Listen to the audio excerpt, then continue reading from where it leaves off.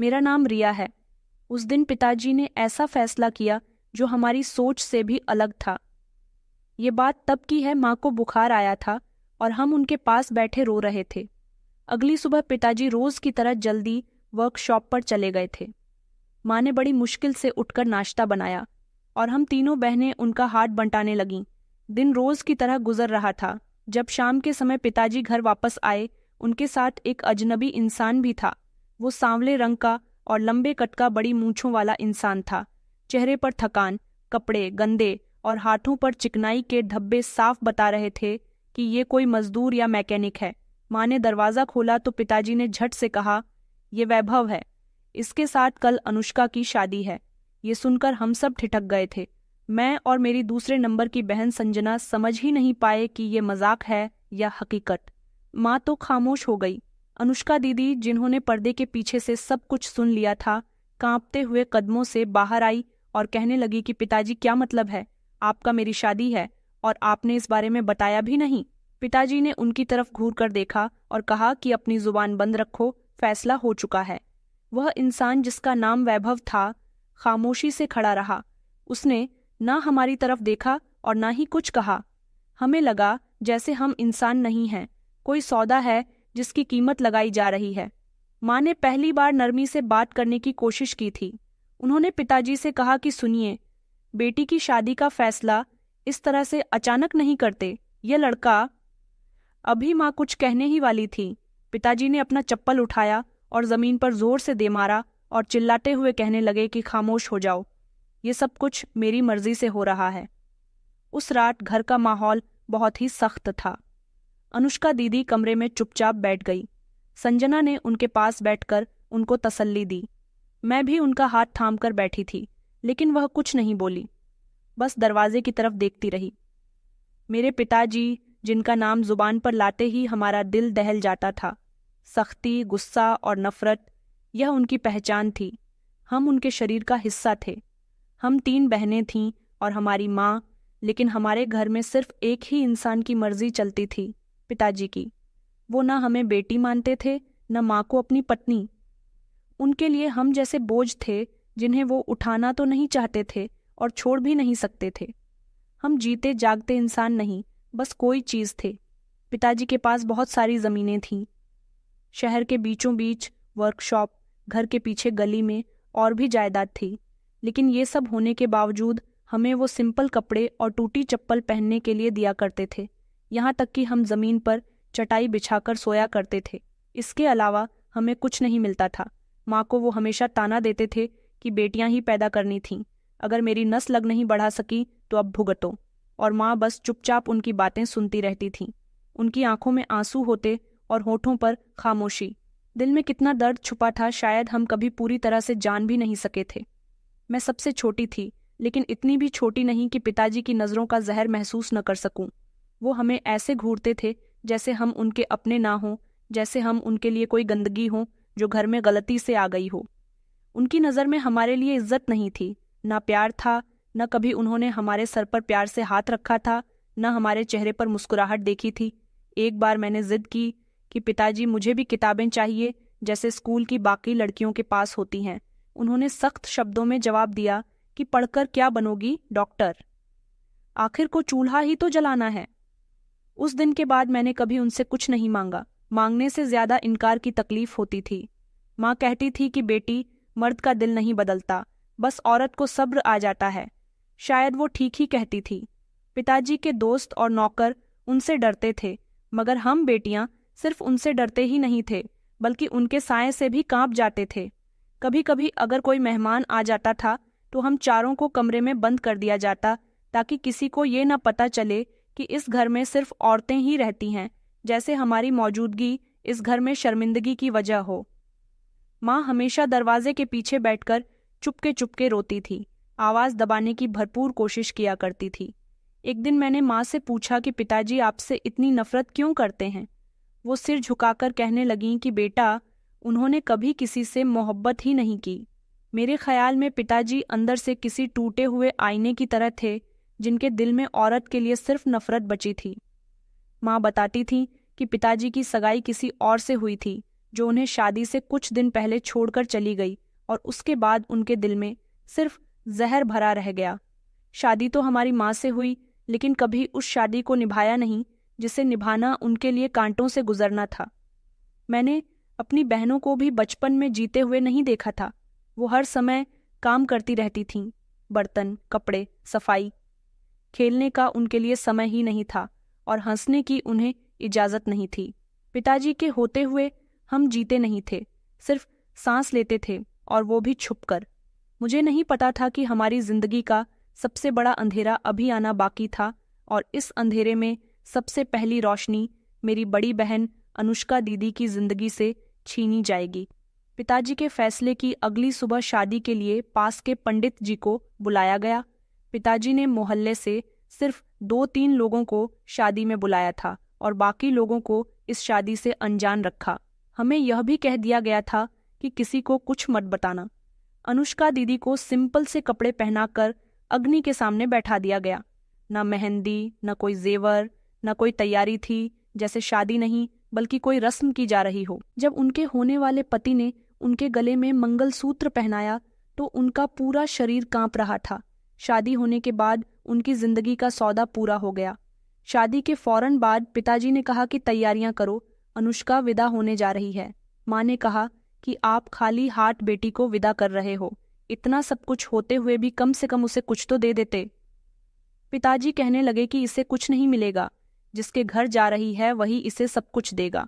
मैं दहेज के खिलाफ हूँ। मैंने देखा कि अनुष्का दीदी का चेहरा पीला पड़ चुका था। वो बार बार हमें और घर की दीवारों को, कभी माँ को ध्यान से देख रही थीं, जैसे आखिरी बार सब कुछ आंखों में बसा रही हों। विदाई के समय पिताजी ने उनके सर पर हाथ रखकर उन्हें आशीर्वाद नहीं दिया था, बस इशारा किया कि चलो, देर हो रही है। दरवाज़ा बंद हुआ और हमारी बहन हमारे सामने से चली गई, जैसे किसी ने बिना इजाज़त हमारी दुनिया से एक अहम हिस्से को काट दिया हो। अनुष्का दीदी की विदाई के बाद जैसे हमारा घर खामोश हो गया था, वो खामोशी जो दीवारों से टकराकर गूंजती थी, एक ऐसी खामोशी जो सिर्फ मेरी माँ ही समझ सकती थी। दीदी अब हमारे बीच नहीं थीं, मगर उनका खाली कमरा, उनका तकिया, सब कुछ हमें रोज याद दिलाता था कि हमसे क्या छिन गया। एक हफ्ता खामोशी से गुजर गया था, दूसरा बेचैनी में। हम सबको लग रहा था कि शायद वैभव उन्हें लेकर मिलने आएगा या कोई खबर आएगी, मगर हर दिन सिर्फ इंतजार में गुजर गया। कोई खबर नहीं थी। मैं और मेरी बहन संजना हर शाम दरवाजे के करीब बैठ जाते थे, बाहर की सड़क पर देखते थे। कभी कोई आहट होती, कोई अजनबी दिखता तो दिल धड़क उठता था, मगर हर बार मायूसी ही हाथ लगती थी। 3 महीने गुजर चुके थे। अनुष्का दीदी की कोई खबर नहीं आई थी, ना कोई खत। मैं और संजना रोज घर के सामने खड़े होकर बाहर झांकते थे। एक दिन संजना ने कहा कि शायद पिताजी ने उन्हें कह रखा हो कि वो कभी वापस न आएं। मैंने सिर झुका लिया था कि शायद ऐसा हो सकता है, या फिर वो खुद इस काबिल ना रही हों कि वापस आ जाएं। फिर एक दिन शाम को माँ ने हिम्मत करके पिताजी से बात करने की ठान ली थी। वो कई दिनों से सोच रही थीं, मगर अब उनका सब्र जवाब दे चुका था। वो दोपहर का समय था, पिताजी वर्कशॉप से लौटे ही थे। माँ ने खाना रखा और हल्के शब्दों में कहने लगीं कि एक बार मुझे मेरी बेटी से मिलवा दो। मैं कुछ नहीं कहूँगी, बस एक बार उसे देख लूँगी। पिताजी ने खाने का निवाला मुंह से बाहर फेंका और जोर से टेबल पर हाथ मारा। कहने लगे कि तुम्हारी हिम्मत कैसे हुई मेरे फैसले पर बात करने की। माँ धीरे से कहने लगीं, मैं बस एक माँ हूँ, माँ के दिल में बेटी की तड़प है। माँ के इन शब्दों के बाद जो हुआ वो हमने पहले कभी नहीं देखा था। पिताजी ने झपट कर लाठी उठाई और माँ पर बरसाना शुरू कर दी। पिताजी ने गुस्से से चिल्लाते हुए कहा कि तुम जैसी माँ ने ही तो मुझे मजबूर कर दिया, बेटियां पैदा करके। मैंने और संजना ने दौड़कर माँ को बचाने की कोशिश की, मगर पिताजी हमें भी धकेलते रहे। संजना चीख पड़ी, पिताजी बस कर दो। पिताजी की आंखों में खून उतर आया था। वह कहने लगे, अगर तुम दोनों को भी ऐसे ही विदा न किया तो मेरा नाम भी चंपकदास नहीं है। उस दिन माँ का बाजू सूज गया था। हमने उनके हाथ पर कपड़ा बांध दिया था, मगर वो कुछ बोलती नहीं थी, जैसे अंदर से कुछ टूट गया हो। मैं रात को जागती रही। माँ की सांस धीमी हो चुकी थी, जैसे वो हर सांस में अनुष्का दीदी को याद करती हों। कुछ दिन बाद एक मोहल्ले की औरत हमारे घर पर आई। और माँ से नजरें चुराने लगीं। फिर धीरे से कहने लगी कि अनुष्का को वैभव ने शहर से दूर किसी गांव भेज दिया है, कोई काम करवाता है। कुछ लोग कह रहे थे कि उसे किसी कैदी की तरह रखा है। ये सुनते ही माँ का रंग फीका पड़ गया था। इतना सुनते ही उन्होंने कहा, क्या कहा तुमने? वो मेरी बेटी है, उसे कैद कर दिया है। मैं और संजना इस औरत के पीछे भागे कि और डिटेल पूछ सकें, मगर वो जल्दी से निकल गई थी। शायद उसे पिताजी का डर था। अब माँ दिन रात अनुष्का दीदी का नाम लेती थी। कभी अकेले में बोलती थी कि मेरी बेटी क्या खाती होगी, कभी रात को जागकर बाहर निकल आती थी जैसे दरवाजे पर किसी के आने की आहट सुन ली हो। मैंने और संजना ने माँ को बहुत संभालने की कोशिश की थी, मगर हम खुद भी बच्चे थे। हमने कभी ये सीखा ही नहीं था कि माँ के जख्मों पर मरहम कैसे रखा जाता है। अनुष्का दीदी के बाद माँ का वजूद जैसे आधा रह गया था। फिर एक दिन जब शाम हुई थी तो पिताजी न जाने क्यों जल्दी घर आ गए थे। उनके चेहरे पर वही गुस्सा था जो हम बरसों से देखते आ रहे थे, मगर इस बार आंखों में एक फैसला नजर आ रहा था। संजना की शादी अगले हफ्ते है। बस उन्होंने एक शब्द कहा और जैसे हम सबका खून खुश्क हो गया था। संजना ने झटके से अपना सर उठाया और कहने लगी कि पिताजी, शादी किससे? पिताजी ने कहा कि ज्यादा सवाल करने की जरूरत नहीं है, बस शादी की तैयारी करो, तुम्हारी शादी तय हो चुकी है। माँ ने यकीन न करते हुए उनकी तरफ देखा। कहने लगीं, अभी तक तो अनुष्का की कोई खबर ही नहीं है और आप अब संजना को भी इस तरह भेज दोगे? पिताजी ने बर्तन उठाकर जमीन पर फेंकने शुरू कर दिए और कहने लगे कि खबरदार, जो तुमने उसका नाम भी लिया, और हाँ, शादी तो होकर ही रहेगी। मैं लपक कर माँ के करीब हुई। माँ, कुछ तो करिए, संजना को बचा लीजिए।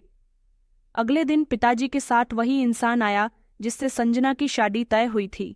उसका नाम अनुपम था। न पढ़ा लिखा था, न उसके परिवार का कुछ अता पता था, न उसे किसी बात की समझ बूझ थी।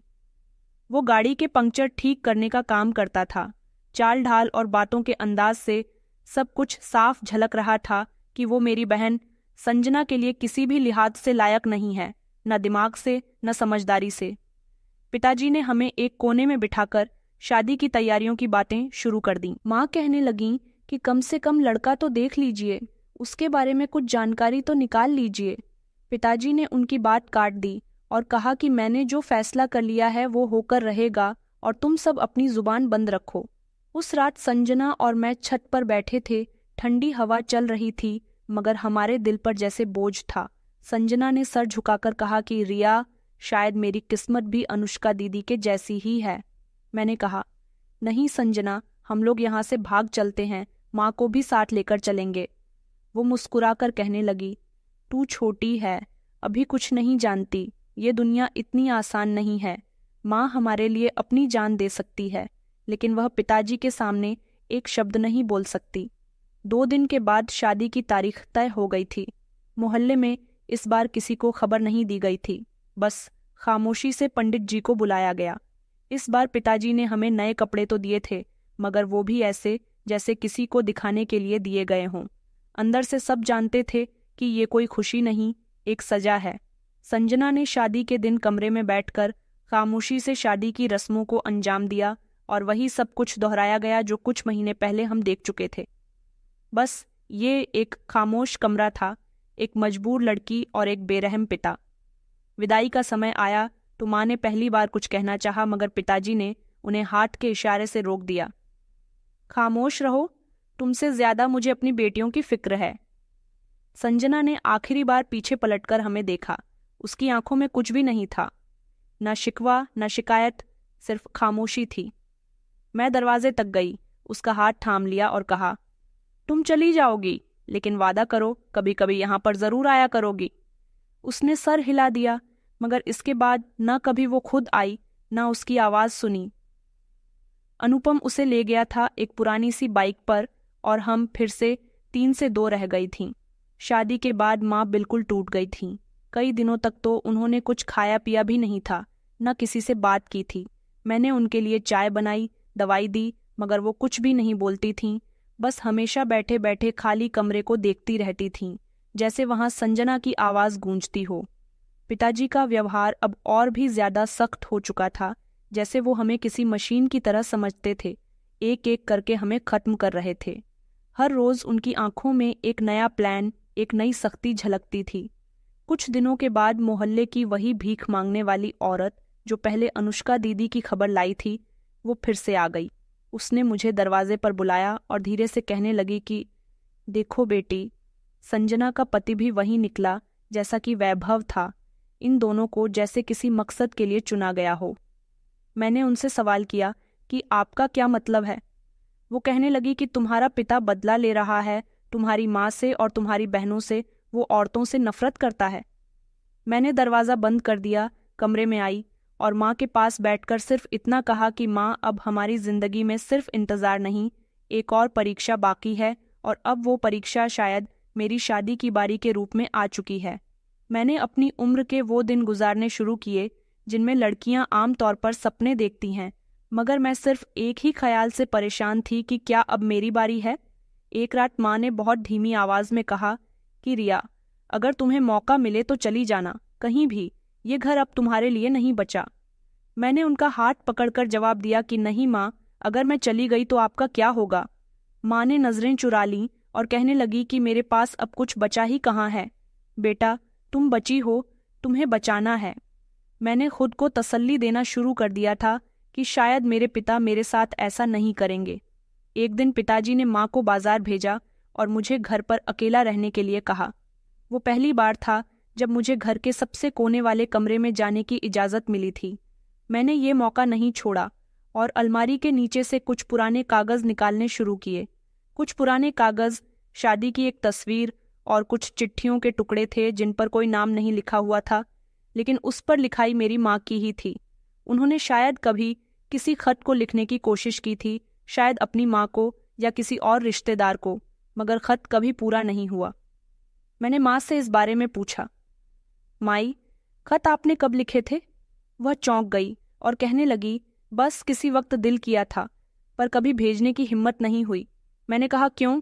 उन्होंने कहा, क्योंकि तुम्हारे पिता ने हमारे सबसे पहला रिश्ता काट दिया था। एक और दिन मोहल्ले की लड़की की शादी का शोर उठा। इनविटेशन के कार्ड बनते जा रहे थे। हर तरफ चहल पहल थी।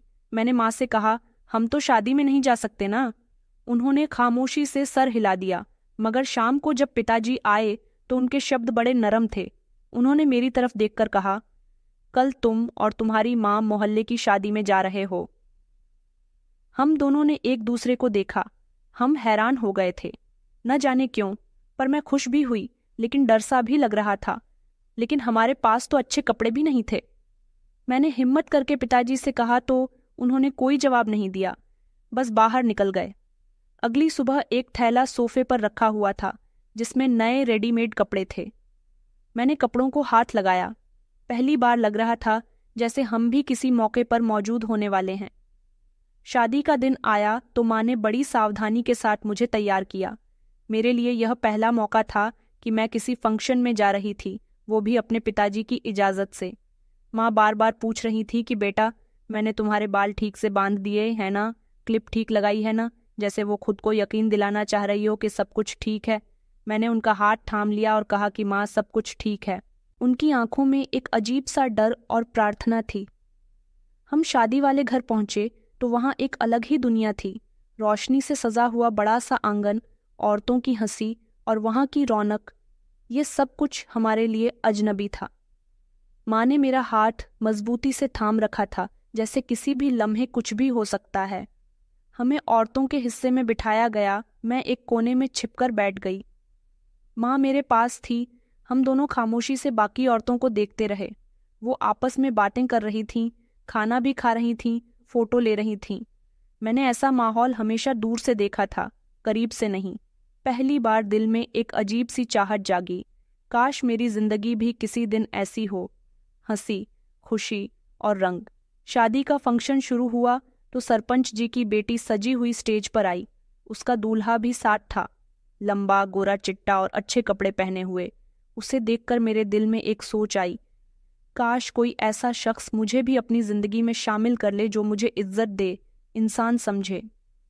अभी मैं यही सब कुछ सोच रही थी कि मुझे अचानक महसूस हुआ कोई मुझे देख रहा है। नज़र उठाकर देखा तो सामने खड़ा जवान लड़का मेरी तरफ देख रहा था। कपड़ों में सलीका और चेहरे पर नरम एक्सप्रेशन थे। मैंने नजरें झुका ली थीं, लेकिन दिल की धड़कनें बढ़ गई थीं। माँ ने पूछा, क्या हुआ है? मैंने कहा, कुछ नहीं माँ, शायद कोई पहचान रहा था। कुछ देर बाद वो लड़का एक बार फिर से हमारी तरफ आया। इस बार उसके साथ एक बड़ी उम्र की औरत भी थी। वो मेरी माँ के पास आकर रुकी और उन्हें नमस्कार किया। बहन जी, आप चंपक दास जी की पत्नी हैं? माँ ने थोड़ा सा झिझकते हुए कहा। जी। उन्होंने कहा, मैं सरपंच के दोस्त की पत्नी हूँ और ये मेरा भांजा है। हमने आपकी बेटी को देखा, हमें बहुत अच्छी लगी। ये बात सुनकर माँ चौंक गईं और मेरी तरफ देखने लगीं। मेरे दिल की धड़कनें अब तेज हो चुकी थीं। औरत दोबारा मुड़ी और कहने लगी कि हम आपके घर रिश्ता लेकर आएंगे, अगर आप हमें इजाज़त दे दो। इससे पहले माँ कुछ कहती, अचानक उन्हें पिताजी का ख्याल आ गया। उन्होंने जल्दी से कहा, बहन जी, हमें देर हो रही है, हमें जाना है। हम जल्दी से निकल गए थे। मैं जानती थी कि इस फंक्शन में मैंने जो समय गुजारा था वो मेरी जिंदगी बन गया था। वापस आने पर माँ ने कुछ नहीं कहा, लेकिन घर पहुंचते ही उन्होंने अचानक मेरे सर पर हाथ रखा और कहने लगीं कि बेटा, इस दुनिया में शायद अच्छे लोग अब नहीं हैं। मैं खामोश रही, लेकिन दिल में बहुत सारे सवाल थे, थोड़ा सा डर और थोड़ी सी उम्मीद थी। अगले दिन दोपहर के समय दरवाजे पर दस्तक हुई। मैं कमरे में थी। माँ ने दरवाज़ा खोला। वहीं औरत और अजीत के पेरेंट्स खड़े थे। उन्होंने कहा कि हमने कल आपसे बात की थी ना, अब रिश्ता लेकर आए हैं। अगर चंपक दास जी हों तो हम उनसे बात कर लेते हैं। पिताजी तो घर पर नहीं थे। माँ ने जल्दी से दरवाज़ा बंद किया और कहा कि आप लोग यहाँ से चले जाइए, अगर मेरे पति आ गए तो बहुत बुरा होगा। वो औरत कहने लगी कि बहन जी, हम यहाँ इज्जत से आए हैं, आपके साथ कोई ज़बरदस्ती नहीं कर रहे। हमें आपकी लड़की पसंद आ गई है और हम चाहते हैं कि अब वो इस घर से निकले जहाँ उसकी ज़िंदगी बर्बाद हो रही है। माँ ने सिर्फ एक बात कही कि आपकी बहुत मेहरबानी होगी, आप मेरे पति के सामने मत आना, वो कुछ भी कर सकते हैं। उन्हें समझाकर विदा कर दिया गया, मगर शाम को जैसे तूफान आ गया। पिताजी को पता चल गया था। वो घर आए और उनका गुस्सा काबू से बाहर था। उन्होंने मुझे कमरे से घसीटकर बाहर निकाला और कहने लगे कि यही सिखाया था तुमने अपनी बेटी को कि शादी में जाकर लड़कों को फंसाना। मैं रोती रही। मैंने कहा, पिताजी, मैंने कुछ नहीं किया, उन्होंने मुझे मारा, गालियां दीं। माँ ने बीच में आकर रोकने की बहुत कोशिश की, लेकिन पिताजी का हाथ उन पर भी उठ गया। पूरा घर जैसे जंग का मैदान बन चुका था। 2 दिन के बाद वही लोग दोबारा आए। अब की बार अजीत भी उनके साथ था। उसकी आंखों में वही रिक्वेस्ट थी जो मैंने पहली बार देखी थी, आज़ाद होने की। लेकिन पिताजी ने इस बार हद ही पार कर दी थी। उन सबको घर के दरवाजे पर बेइज्जत करके निकाल दिया था। हम माँ बेटी एक बार फिर से अकेले रह गए थे। एक लड़का जिसका नाम अजीत था, उसने मुझे इंसान समझा था। शायद ये पहला मौका था कि किसी ने मुझे देखा, बस किसी लड़की के तौर पर नहीं, बल्कि पूरे इंसान के तौर पर। मैं यही सोचती थी कि ये सपना है, ये किसी नई चीज़ की शुरुआत। अजीत के पेरेंट्स ने वो सब किया जो एक अच्छे रिश्ते की उम्मीद रखने वाले लोग करते हैं। नरम शब्दों में बात करना, इज्जत के दायरे में बात करना और अपनी मर्जी थोपने के बजाय पिताजी से इजाज़त मांगना। लेकिन हम ये बहुत अच्छे से जानते थे कि हमारे घर की दहलीज पार करना इतना आसान नहीं। अजीत की मासी, जो पहली बार शादी में मिली थी, अगले हफ्ते फिर से आई थी। इस बार उनके साथ उनकी बड़ी बहन और अजीत की माँ भी थी। उनके हाथ में मिठाई का डिब्बा था और चेहरे पर एक उम्मीद भी थी। उन्होंने फिर से कहा कि बहन जी, हमें आपकी बेटी बहुत पसंद आ गई है, हम रिश्ता लेकर आए हैं। हमारी तरफ से आपके लिए भी बेटी जैसी इज्जत होगी। माँ का चेहरा जैसे सफ़ेद पड़ गया। वो बहुत धीमे से कहने लगीं कि आप लोग चले जाइए, मेरे पति घर पर नहीं हैं, और अगर वो आ गए तो। अजीत की माँ ने बात काटी और कहा कि हम यहाँ किसी बेइज्जती के लिए नहीं आए। हम चाहते हैं कि रिया महफूज रहे, खुश रहे, और जो हमने देखा वो हमें पसंद आया। मैं कमरे के पीछे खड़ी सब कुछ सुन रही थी। मैंने झांक कर देखा तो अजीत भी उनके साथ था। उसकी नज़र नीचे थी, मगर चेहरे पर फैसला साफ नज़र आ रहा था। अभी माँ ने कुछ कहा भी नहीं था कि दरवाज़ा जोर से खुला। पिताजी आ गए थे। शायद मोहल्ले में किसी ने उन्हें बता दिया था कि कुछ लोग उनकी गैर मौजूदगी में उनके घर आ रहे हैं। पिताजी ने चिल्लाते हुए कहा कि क्या तमाशा लगा रखा है, तुम लोगों ने मेरी इजाज़त के बिना मेरे घर में घुस आए हो। अजीत के पिता ने बात संभालने की कोशिश की थी। भाई साहब, हम आपकी बेटी के लिए रिश्ता लेकर आए हैं, कृपया करके हमारी बात समझने की कोशिश कीजिए। पिताजी ने चौंक कर कहा। रिश्ता? किसका रिश्ता? मेरी बेटी का? वो मेरी तरफ देखने लगे और कहने लगे कि यही सीखा है तुमने, मर्दों को फंसाने के ढंग। उन्होंने मेरी तरफ कदम बढ़ाया और बिना कुछ कहे मुझे थप्पड़ मार दिया। मैं घबरा गई। माँ बीच में आ गई और कहने लगी, ये क्या कर रहे हो आप? ये लोग इज्जत से आए हैं, इनकी बात तो सुन लो। पिताजी ने माँ को भी धक्का दे दिया और कहने लगे कि तुम्हारी वजह से ही मुझे आज ये दिन देखना पड़ रहा है। एक के बाद एक मेरे सर पर सवार हो रही है। अजीत कुछ कदम आगे आया और कहने लगा, अंकल, हमने कोई गलत काम नहीं किया, मैं सिर्फ शराफत से आपके घर रिश्ता लेकर आया हूँ। पिताजी ने उनकी तरफ उंगली उठाई और कहने लगे, तुम यहाँ से निकल जाओ। तुम लोग मेरे घर की दहलीज पर दोबारा कभी मत आना, और अगर आ गए तो मैं पुलिस बुला लूंगा। अजीत की माँ ने भी नजरें झुका ली थीं और धीरे से कहा, हम तो सिर्फ अपने बेटे की खुशी के लिए आए थे, आप चाहें तो हम वापस चले जाते हैं। पिताजी ने आगे बढ़कर उनके हाथ से मिठाई का डिब्बा छीन लिया और दरवाजे के बाहर फेंकते हुए कहने लगे, अभी और इसी समय निकल जाओ मेरे घर से। वो सब वापस चले गए। मैंने दरवाज़ा बंद कर दिया, लेकिन अंदर का तूफान अभी थमा नहीं था। पिताजी ने मुझे कमरे में धकेल दिया और कहने लगे कि तुम्हारी हिम्मत कैसे हुई? मैंने तो तुम्हें बाहर भेजना बंद कर दिया था, फिर ये तमाशा कैसे लगा? मैं रो रही थी और कहने लगी कि पिताजी, मेरी कोई गलती नहीं, मुझे तो कुछ भी नहीं पता था। पिताजी ने जोर से दरवाज़ा बंद किया और मेरे बाजुओं पर लाठी बरसाई। माँ बीच में आई और कहने लगी, बस कर दो, ये आपकी बेटी है, मासूम बच्ची है। पिताजी कहने लगे, बेटी? ये बेटी नहीं है, ये वो दाग है जो हमारे परिवार की इज्जत पर लग गया है। फिर उन्होंने दरवाजे की कुंडी लगा दी और मुझे और माँ को अंदर बंद कर दिया। हम सारी रात बंद रहे। माँ ने मेरा बाजू पकड़कर देखा जो कि नीला पड़ गया था। माँ ने कहा कि बेटा, मुझे माफ़ कर देना, अगर मैं कुछ कर पाती तो तुम्हें बचा लेती। मैंने माँ का हाथ पकड़कर कहा कि आपका कोई कसूर नहीं है माँ, हम बस एक कैद खाने में बंद कर दिए गए हैं। सुबह दरवाज़ा खुला और हमें बाहर जाने की इजाज़त दी गई। पिताजी खामोश थे, जैसे कुछ हुआ ही न हो। मैं माँ के साथ किचन में काम करने लगी, लेकिन दिमाग में अजीत की वो नज़र बार बार आ रही थी जिसमें सिर्फ सवाल थे। अगले दिन वही भीख मांगने वाली औरत आई थी जो हमेशा पैसे मांगने के लिए आ जाती थी। उसने धीरे से मेरे हाथ में कागज़ दिया और कहने लगी, ये लो बेटी, वो लड़का बार बार आ रहा है रिश्ता लेकर, उसे तुमसे कुछ बात करनी है। उसने मुझसे कहा है कि मैं ये मैसेज तुम्हें दे दूं। मैंने कागज़ खोला, उसमें लिखा हुआ था, रिया, मैं सिर्फ तुमसे शादी करना चाहता हूँ। मैं जानता हूँ तुम पर क्या गुजर रही है। मैं तुम्हें अपनी पत्नी बनाने के लिए हर हद तक जाऊंगा। अजीत! मैंने वो पर्ची लपेटकर अलमारी में रख दी थी। मैं समझ चुकी थी जो शुरू हुआ है वो रुकेगा नहीं। पिताजी के जुल्म से कहीं ज्यादा मुझे अब अपने दिल का फैसला डरा रहा था। मैंने पहली बार किसी पर भरोसा करने का सोचा था। पिछले कुछ दिन इसी तरह की कंफ्यूजन में गुजर गए थे। अजीत का दिया हुआ मैसेज मेरे दिल में एक नई हलचल पैदा कर चुका था और पिताजी के जुल्म ने मुझे बेबस कर दिया था। फिर वो दिन आया जब हमारी चीखों की आवाज़ दीवारों से निकलकर गली में सुनाई देने लगी थी और गली गूंजने लगी। शाम का समय था। माँ किचन में खाना बना रही थी, मैं झाड़ू लगा रही थी और पिताजी आंगन में बैठे सिगरेट पी रहे थे।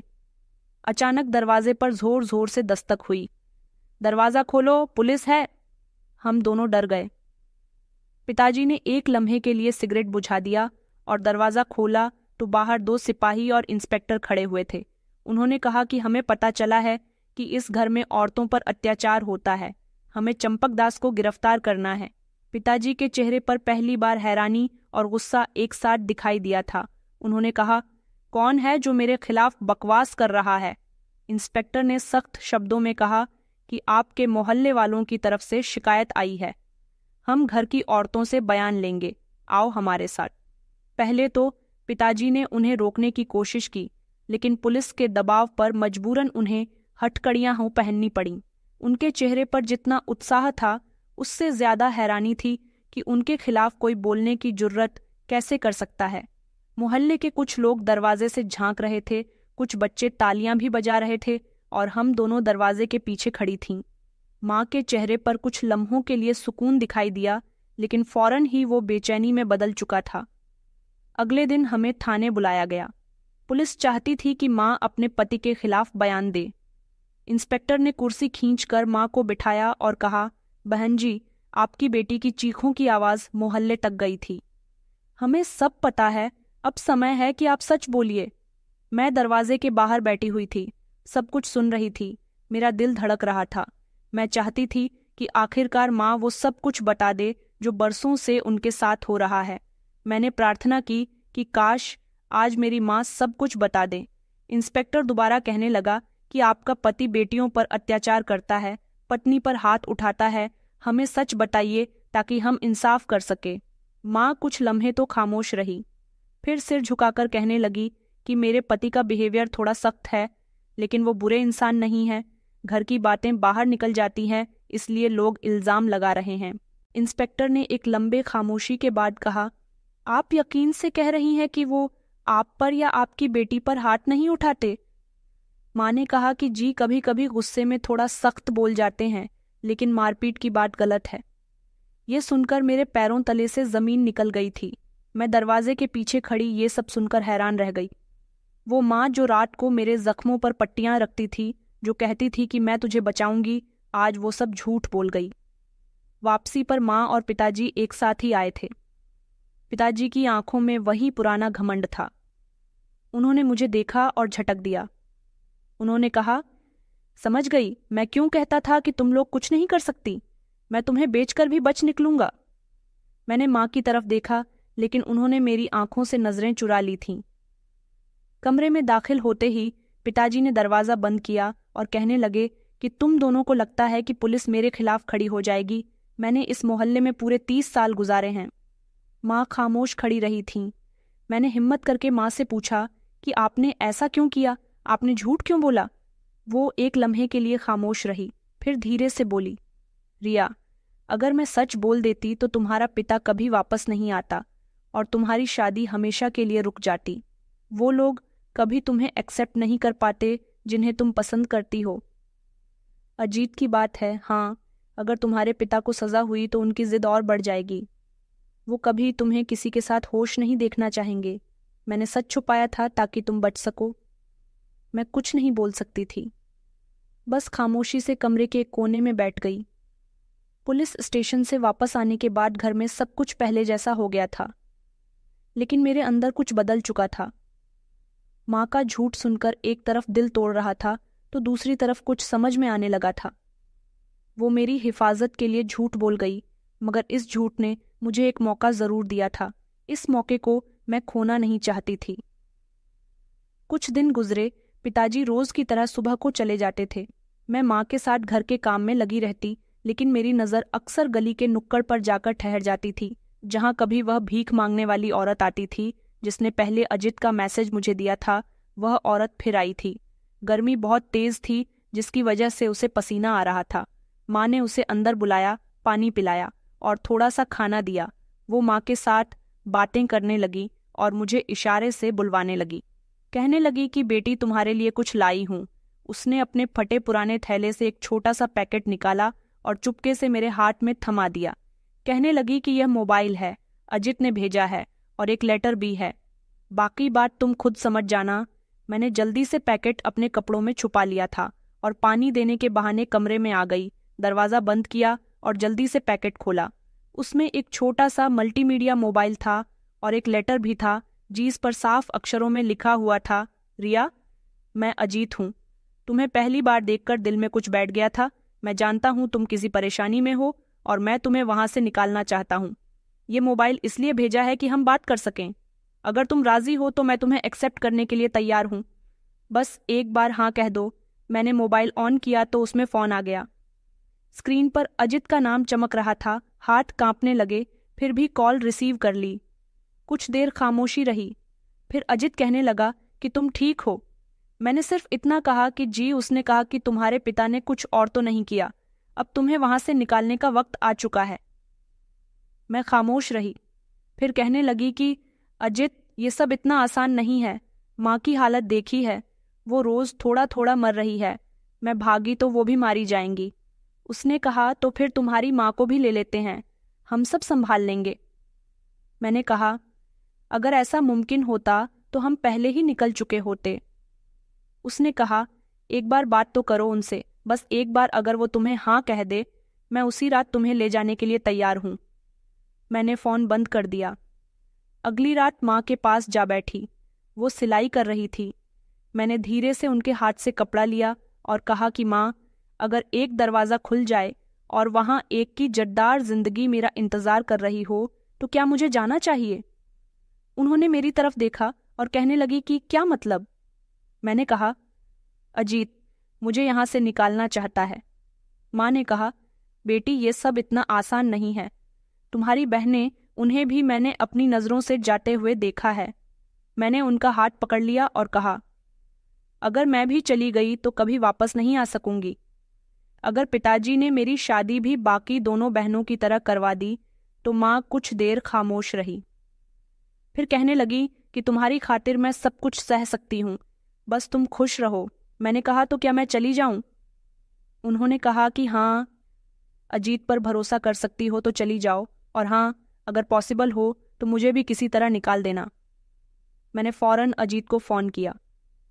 मैंने कहा कि कल रात 1 बजे पुरानी गली के नुक्कड़ पर आ जाना। अजीत की आवाज़ बेफिक्र थी। उसने कहा कि मैं आ जाऊंगा और तुम्हें ले जाऊंगा, तुम बस तैयार रहना। रात के 1 बजे, जब सब मोहल्ले वाले सो चुके थे, मैं दरवाजे की चौखट से आखिरी बार अपने घर को देख रही थी। मेरे हाथ में सामान के साथ वही मोबाइल था जिससे अजीत से बात होती थी। हर तरफ अंधेरा फैला हुआ था। पिताजी गहरी नींद में सो रहे थे। ये शायद मुझे नहीं पता था कि वह जाग रहे थे। दरवाजा से निकलते हुए मैंने एक बार पीछे पलटकर देखा और फिर आगे बढ़ गई। गली के नुक्कड़ पर अजीत पहले से ही मौजूद था। एक कार लिए उसके साथ उसकी बहन भी थी। मुझे देखकर अजीत फौरन गाड़ी से निकला और दरवाज़ा खोलकर मुझे गाड़ी में बिठाया। सुबह होने से पहले हम एक सुरक्षित जगह पर। अगले दिन शादी की तैयारी हो गई। पंडित जी, अजीत के पेरेंट्स और उसकी बहन शादी मंदिर में सिंपल तरीके से हुई थी। अजीत ने मुझे देखकर कहा कि अब तुम सिर्फ मेरी जिम्मेदारी हो, मेरी इज्जत भी हो। पहली बार मुझे लगा जैसे जिंदगी ने कोई दरवाज़ा खोला है। 2 दिन के बाद जब कुछ थोड़ा सुकून सा हो गया, मैंने अजीत से कहा कि मुझे अपनी माँ के बारे में पता करना है। अजीत तैयार हो गया और कहने लगा कि हम कल ही चलते हैं। पुलिस भी हमारे साथ होगी ताकि अगर कोई परेशानी हो तो हम बच जाएं। अगली सुबह हम करीब के पुलिस स्टेशन में पहुंचे। अजीत के पिता ने पहले से ही वहां पर बात कर रखी थी। 2 हवलदार हमारे साथ रवाना हुए। घर के करीब पहुंचे तो बाहर सब कुछ वैसा ही था, खामोश। मैंने अपनी माँ के लिए प्रार्थना की थी कि भगवान मेरी माँ को बचा लो। दरवाजे पर दस्तक दी तो कोई जवाब नहीं आया। पुलिस ने ज़बरदस्ती दरवाज़ा खोला। अंदर हर तरफ अंधेरा था, सामान बिखरा हुआ था। एक हवलदार ने कहा कि यहाँ कोई है, मगर कोई जवाब नहीं आया। फिर एक कमरे का दरवाज़ा खोला गया। अंदर माँ थी, बेहाल हालत में एक कोने में बैठी। बाजू पर चोट के निशान थे और चेहरे पर जख्म थे। मैं उनके पास पहुंची और कहने लगी कि माँ, मैं आ गई हूँ, हम आपको ले जाने के लिए आए हैं। उन्होंने धीरे धीरे आंखें खोली और बड़ी मुश्किल से कहने लगी कि मेरी बेटी, तुम आ गई। मैं जानती थी कि तुम ज़रूर आओगी। अजीत ने फौरन पुलिस को पिताजी के बारे में बताया कि वो ज़रूर कहीं छुप गए होंगे। कुछ लम्हे बाद पिताजी को घर के आंगन से गिरफ्तार कर लिया गया। वो पुलिस को देखकर चिल्लाने लगे और कहने लगे कि यह लड़की मेरे घर से भागी है, मुझे फंसा रही है। हवलदार ने उनके हाथों में हथकड़ियां लगाते हुए कहा कि जो तुमने किया है उसका हिसाब देना होगा। हम माँ को लेकर अस्पताल पहुंच गए। वह बहुत ही जख्मी हालत में थी। डॉक्टर ने बताया कि इन्हें बहुत देर बाद यहाँ पर लाया गया है। शरीर में इन्फेक्शन काफ़ी फैल चुका है। मैं लगातार उनके साथ ही रही। उन्होंने मेरा हाथ थाम लिया और कहने लगी कि बेटी, अगर मैं नहीं रही तो घबराना मत, बस अजीत के साथ खुश रहना। मेरी बेटी अब आज़ाद है। मैंने जवाब दिया, माँ, आप जल्दी ठीक हो जाओगी, फिर हम साथ साथ रहेंगे। अजीत भी मेरे साथ ही था। वह माँ के लिए दवाई लाता, उनका हर तरह से ख्याल रखता, लेकिन वक्त कम निकला। नर्स ने आकर खबर दी कि आपकी माँ नहीं रही। माँ का वो चेहरा जो हमारे जख्मों का मरहम था, अब खामोश हो चुका था। उनकी आंखें बंद हो गई थीं। माथे पर सुकून था, जैसे वो किसी बोझ से आज़ाद हो गई हों। अजीत ने मुझे सहारा दिया और कहने लगा कि रिया, तुम्हारी मम्मी बहुत बहादुर थीं, उन्होंने तुम्हें बचाया। मैंने रोते हुए अपनी माँ से कहा, माँ, आपने तो कहा था कि आप हमेशा मेरे साथ रहोगी। अजीत ने खुद उनका अंतिम संस्कार किया था। उस दिन मुझे एहसास हुआ कि आज़ादी एक दिन में नहीं मिलती, वो कीमत मांगती है, कभी खून की, कभी सब्र की, कभी अपनों की जुदाई की। मैं आज़ाद हो चुकी थी, लेकिन माँ को खोकर। मैं अपनी माँ के लिए प्रार्थना कर रही थी कि मेरी माँ को स्वर्ग नसीब हो और उनकी आत्मा को हमेशा शांति मिले। काफी समय बीत चुका था। मैं और अजीत अपनी जिंदगी को संभालने की कोशिश कर रहे थे। हर दिन माँ की याद आती थी। ये वो दुख था जो शब्दों से जाहिर नहीं हो सकता था। एक दिन जब मैं किचन में काम कर रही थी, अजीत ने मुझे पुकारा और कहा कि रिया, बाहर आओ, वकील साहब आए हैं। उन्होंने कहा कि मैं आपके पिता का पैगाम लाया हूं, वो तुमसे मिलना चाहते हैं। मैं हैरान रह गई। मैंने कहा, पिताजी जेल में हैं, अब क्या कहने के लिए बाकी रह गया? वकील ने कहा कि वो सिर्फ तुमसे मिलकर माफी मांगना चाहते हैं, वो काफी बीमार हैं। मैं खामोश हो गई। दिल में उलझन थी। अजीत ने धीरे से कहा कि फैसला तुम पर है। 2 दिन बाद जब मैं अजीत के साथ जेल गई तो मेरे दिल में काफी सारे सवाल थे, कई शिकायतें थीं। मुझे अंदर ले जाया गया, कुर्सी पर बिठाया गया। कुछ देर में कमजोर कांपता हुआ आदमी आया। ये वो चंपक दास नहीं थे जो कभी मेरे पिता हुआ करते थे। हड्डियों का ढांचा बन गए थे। उन्होंने मुझे देखा और फौरन नजर झुका ली, फिर हाथ जोड़कर कहने लगे कि मेरी बेटी, तुम वापस आ गई। मैं सोचता था कि तुम नहीं आओगी। मैंने कोई जवाब नहीं दिया, सिर्फ उनकी तरफ देखा। उनकी आवाज बहुत धीमी हो गई थी, जैसे अंदर का सारा जोर खत्म हो चुका हो। वो कहने लगे कि मैं बहुत बुरा पिता था। मैंने तुम्हारी माँ को मारा, बेटियों की इज्जत छीनी। मुझे कुछ नहीं कहना चाहिए, बस माफी मांगनी है। मैंने कहा, जब माँ को कैद किया, जब बहनों को गलत लोगों के हाथों में सौंप दिया, तब सोचा था कि तुम्हें माफी मांगनी है। उन्होंने सर झुका लिया। कहने लगे कि मैं पागल हो गया था। दरअसल मैं जिस लड़की से मोहब्बत करता था उसने मुझे रिजेक्ट कर दिया था। उसके साथ मेरी सगाई भी हुई थी, लेकिन शादी से 2 दिन पहले वो मुझे छोड़कर भाग गई। और फिर मेरे घर वालों ने जबरदस्ती मेरी शादी तुम्हारी माँ के साथ करवा दी। बस तभी से मुझे औरतों से नफरत होने लगी। तुम्हारी माँ इस नफरत का निशाना बन गई। बेटियां पाप लगने लगीं। मैंने कहा, हम आपकी बेटियां थीं, आपके शरीर का हिस्सा थीं, हम आपको दुश्मन लगते थे? वो रोने लगे थे। कहने लगे कि हर रात मेरे सपने में तुम्हारी माँ आती है, कहती है कि चंपक दास, तुम मेरे कातिल हो, मैं तुम्हें कभी नहीं छोड़ूंगी। बेटी, मैं सो नहीं सकता। हर रात वो मुझे पकड़ लेती है। मेरी आंखों में आंसू आ गए थे। उन्होंने कहा, बस तुम मुझे माफ कर दो, मैं समझूंगा कि तुम्हारी माँ ने भी मुझे माफ कर दिया। मुझे पता है अब मेरी मौत बहुत करीब है, लेकिन मैं यहाँ जेल में नहीं मरना चाहता, अपने घर में मरना चाहता हूँ। मुझे यहाँ से निकाल दो। मैंने कहा, मैं अपनी माँ की तरफ से कुछ नहीं कह सकती, लेकिन मैं खुद कहती हूँ कि तुमने जो किया उसकी सजा दुनिया तुम्हें दे चुकी है। अब जो बचा है वो ऊपर वाला देगा। मैं उठी ही थी, उनकी तरफ देखा, उनकी आंखों में आंसू थे। मैंने कहा, मैं केस वापस ले लूंगी, लेकिन याद रखना, मैं तुम्हें इंसाफ से तो बचा सकती हूँ, लेकिन पछतावे से बाहर नहीं निकाल सकती, क्योंकि कुछ लोगों को सजा से नहीं बल्कि उनके पछतावे से मरना चाहिए। मुकदमा वापस ले लिया गया था। पिताजी को उसी घर में भेज दिया गया था जहां से उन्हें गिरफ्तार किया गया था। पिताजी कुछ समय तक वहां रहे। न मैंने और न किसी आस पड़ोसी ने उनकी कोई मदद की, और वे उसी घर में घुट घुट कर जी रहे थे। एक दिन उन्होंने मुझे अपने पास बुलाया और कहने लगे कि रिया, मेरा एक काम करो। मैं सुकून से मरना चाहता हूँ, लेकिन मरने से पहले मैं तुम्हारी दोनों बहनों से माफी मांगना चाहता हूँ। अनुष्का और संजना, उनको ढूंढकर निकालो। मैंने चौंक कर कहा कि वो दोनों जिंदा हैं। कहाँ हैं वो दोनों? वो खामोश हो गए, सिर्फ अपनी जेब से एक पर्ची निकालकर मुझे दी, जिस पर एक पता लिखा हुआ था। कहने लगे कि ये एड्रेस है, जाकर देख लो, अगर हो सके तो उनसे भी मेरी तरफ से माफी मांग लेना। चाहे वो मेरी शक्ल ना देखें, मगर मरने से पहले मैं उनके बारे में जानना चाहता हूँ, तो शायद मुझे सुकून आ जाएगा। मैं उस एड्रेस पर गई, जो गांव से काफी दूर जाकर था। हम पुराने वीराना आबादी के किनारे कच्चे रास्तों से गुजरते हुए एक टूटे फूटे दरवाजे के सामने जाकर रुके। बाहर ताला लगा हुआ था। हमने आसपास के लोगों से पूछा तो उन्होंने बताया कि यहाँ किसी नौकरानी के साथ 2 लड़कियां रहती थीं। उन्हें कैद करके रखा गया था। यहाँ कोई आता जाता नहीं है।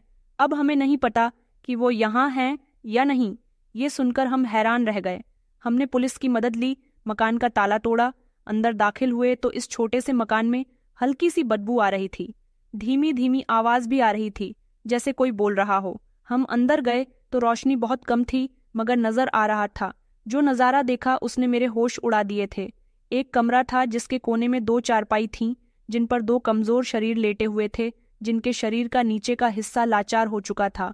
मैं धीरे से उनके करीब गई तो देखा कि वहां मेरी दोनों बहनें थीं, संजना और अनुष्का दीदी, जिनको मैं कई सालों के बाद देख रही थी। मैं रोती हुई उनके पास बैठ गई। मैंने कहा कि ये सब कैसे हुआ। संजना ने धीरे से बताया कि पिताजी ने हमें इन लोगों के हवाले कर दिया था, जो औरतों को सिर्फ चीज समझते हैं, मारना पीटना, कैद में रखना, इस्तेमाल करना। आखिरकार एक दिन वैभव और अनुपम ने हम पर इतना जुल्म किया कि हमारी टांगें खराब कर दीं। फिर पिताजी हमें यहाँ फेंक कर चले गए। मैंने अपने आंसू पोंछे और कहा कि अब कुछ नहीं होगा।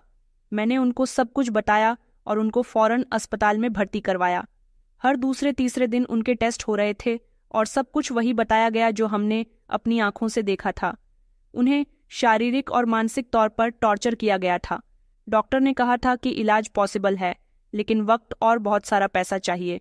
मैंने क्लेम हम भी बर्बाद किए बिना पिताजी की सारी जायदाद, वर्कशॉप और जमीन, घर सब कुछ बेचने का फैसला कर लिया था। वकील ने भी हैरानी से कहा था कि आपको पता है ना कि ये सब कुछ अभी आपके पिता के नाम पर है। मैंने कहा कि हाँ, वही इंसान मेरी बहनों की ऐसी हालत का जिम्मेदार है। अगर वो सच में अपनी गलती मान चुके हैं तो उनकी जायदाद उनकी बेटियों के हिस्से में आनी चाहिए। मैं अपनी बहनों का इलाज करवाऊंगी। मैंने उनका इलाज शुरू करवा दिया था। कुछ समय के बाद जब उनकी कंडीशन बेहतर होने लगी तो उनके शरीर ने हरकत करनी शुरू कर दी थी।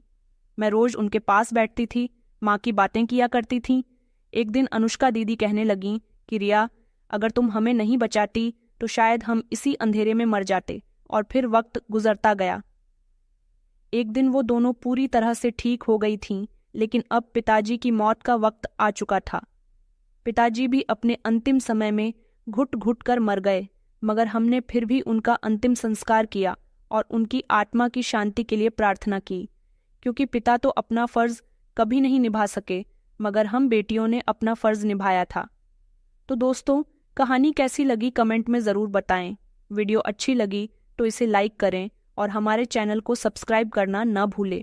धन्यवाद।